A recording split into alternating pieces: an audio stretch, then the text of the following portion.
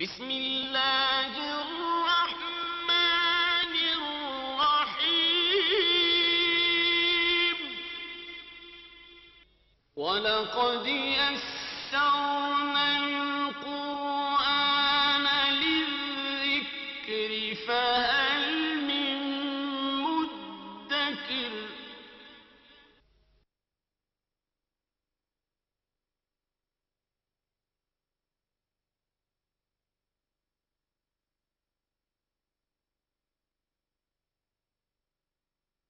اعوذ باللہ من الشیطان الرجیم بسم اللہ الرحمن الرحیم یا ایہا النبی اتق اللہ ولا تطع الكافرین والمنافقین ان اللہ كان علیما حکیما واتبع ما یوحى الیک من ربک ان اللہ كان بما تعملون خبیرا وتوکل علی اللہ وَكَفَى بِاللَّهِ وَكِيلًا صدق اللہ العظیم رب اشرح لي صدری ويسر لي امری واحلل عقدۃ من لسانی یفقہوا قولی۔ سورہ احزاب مدنی سورت ہے اور آپ نمایاں فرق محسوس کریں گے۔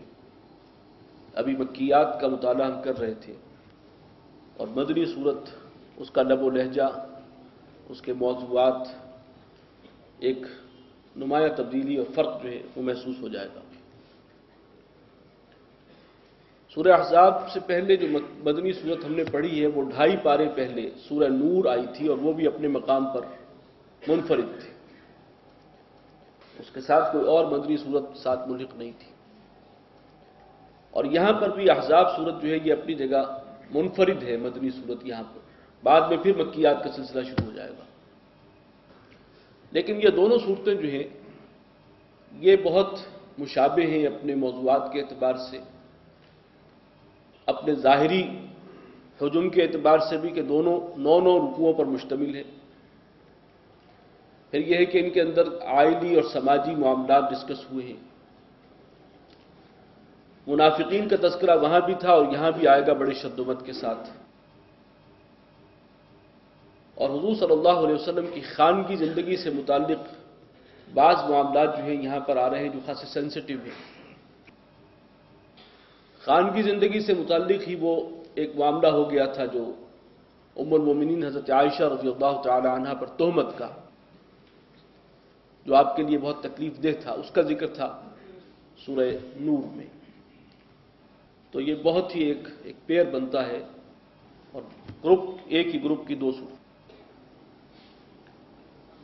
بسم اللہ الرحمن الرحیم یا ایھا النبی اتق اللہ ولا تطع الکافرین والمنافقین۔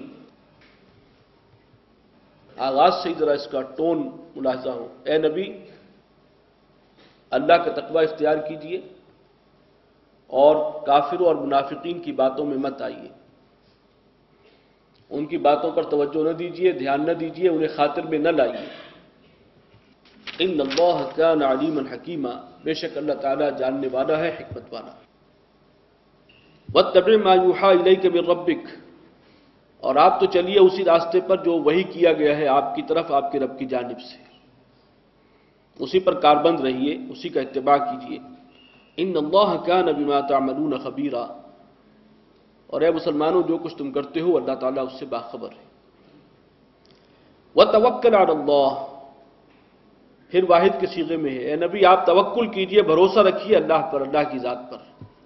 وَكَفَى بِاللَّهِ وَكِيلًا، اور بھروسے کے لیے اللہ کافی ہے۔ مَا جَعَلَ اللَّهُ لِرَجُلٍ مِّن قَلْبَيْنِ فِي جَوْفِهِ، اللہ تعالیٰ نے کسی انسان کے سینے میں 2 دل نہیں رکھے۔ وَمَا جَعَلَ أَزْوَاجَكُمُ اللَّاتِي تُظَاهِرُونَ مِنْهُنَّ أُمَّهَاتِكُمْ، اور جن عورتوں سے تم زہار کر بیٹھتے ہو اپنی بیویوں سے، انہیں اپنی ماں کہہ بیٹھتے ہو، انہیں اللہ تعالیٰ نے تمہاری حقیقی ماں نہیں بنایا۔ وَمَا جَعَلَ أَدْعِيَاءَكُمْ أَبْنَاءَكُمْ، اور جو تمہارے لے پالک بچے ہیں، بیٹے ہیں، منہ بولے بیٹے ہیں، انہیں اللہ نے تمہارا حقیقی بیٹا نہیں بنایا۔ ذَلِكُمْ قَوْلُكُمْ بِأَفْوَاهِكُمْ، یہ باتیں تمہارے اپنے منہوں کی ہیں، ان کا حقیقت سے واقعیت سے کوئی تعلق نہیں، منہ کی بات ہے۔ کسی کو منہ بولا بیٹا کہہ دیا، کسی کو کہہ دیا، اپنی بیوی کو کہہ دیا تو میرے لیے ایسی ہو جیسے میری ماں، کیا وہ تمہاری ماں ہو گئی؟ جیسے ایک انسان کے دل میں، ایک انسان کے سینے میں دو دل نہیں ہوتے، اسی طرح ایک شخص کی دو حقیقی والدائیں نہیں ہو سکتی، حقیقی والدہ تو ایک ہوگی۔ اسی طریقے سے ایک شخص کے دو حقیقی باپ نہیں ہو سکتے، حقیقی باپ ایک ہی ہوگا۔ واللہ یقول الحق، اللہ تعالیٰ حق بات بیان فرماتا ہے، وہو یہدی السبیل، اور وہی ہے جو ہدایت دیتا ہے سیدھے راستے کی۔ ادعوہم لآبائہم، جو اصل بات آ رہی ہے وہ اس کے لیے ابھی تمہید تھی، اگرچہ ہر حرف اپنی جگہ ہمارے لیے ہدایت کا ایک خزانہ ہے، لیکن حضرت زید کا معاملہ چونکہ زیر بحث تھا۔ آپ کو معلوم ہے حضور صلی اللہ علیہ وسلم کے آزاد کردہ غلام ہیں حضرت زید۔ یہ حضرت خدیجہ نے انہیں خریدا تھا، بالکل چھوٹے سے تھے، ویسے تعلق ان کا کسی اعلیٰ نسب کے عرب خاندان سے تھا، لیکن مکہ کے نہیں تھے، باہر کہیں۔ تو جیسے ہوتا اغوا کر لیے گئے اور جا کر بیچ دیے گئے کہیں، وہ ہوتے ہوتے مکہ پہنچے۔ حضرت خدیجہ الکبریٰ کے پاس یہ تھے، ایک بالکل نوعمر غلام کی حیثیت سے۔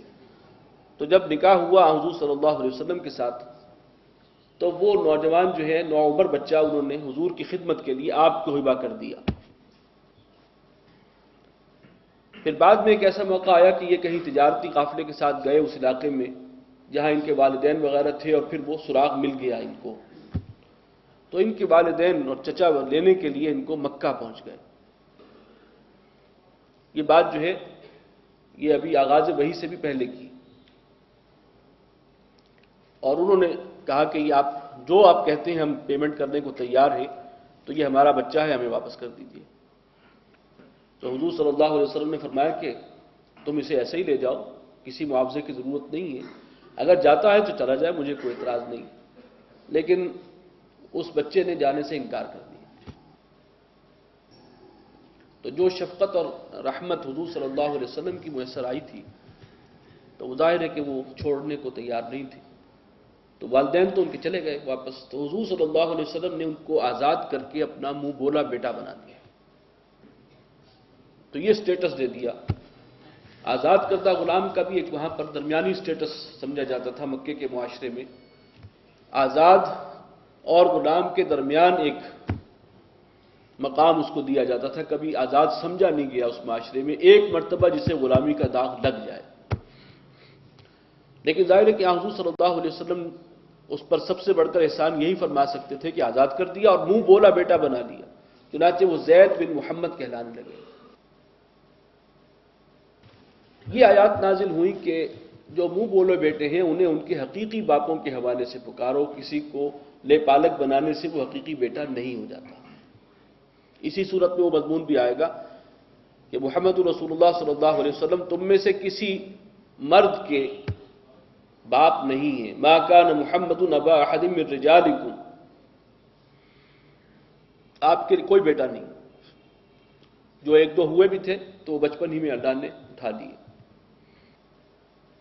تو یہ معاملہ تھا۔ زید بن محمد کہنا صحیح نہیں ہے، انہیں ان کے اپنے ناموں سے جو اصل ہے، زید بن حارثہ وہ پہلے تھے، تو پھر واپس ان کا وہی سٹیٹس ہو گیا زید بن حارثہ۔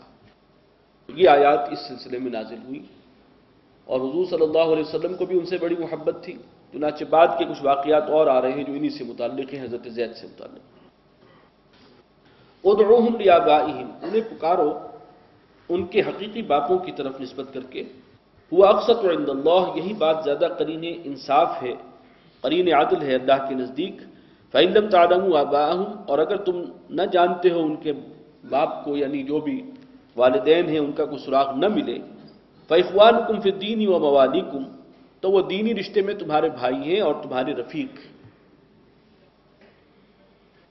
وَلَيْسَ عَلَيْكُمْ جُنَاحٌ فِيمَا أَخْطَأْتُمْ بِهِ، اور تم پر کوئی گناہ نہیں جو خطا تم سے اس معاملے میں ہو گئی یا ہو جائے۔ اگر غلطی سے کسی کے منہ سے پھر زید بن محمد نام پکارا گیا، یا کسی نے پھر کسی لے پالک کو